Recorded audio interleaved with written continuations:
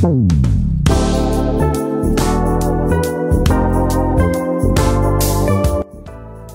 মাসে জানুয়ারিতে শ্বেতা ভট্টাচার্য আর রুবেল দাসের বিয়ে।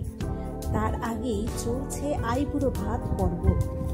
একজন কাকার বাড়িতে আইবুড়ো ভাত খেল শ্বেতা আর রুবেল। তার পাশাপাশি আর এক দিদি জমিয়ে পাপ পেরে ছুটির দিন খাওয়ালো রুবেল আর শ্বেতাকে।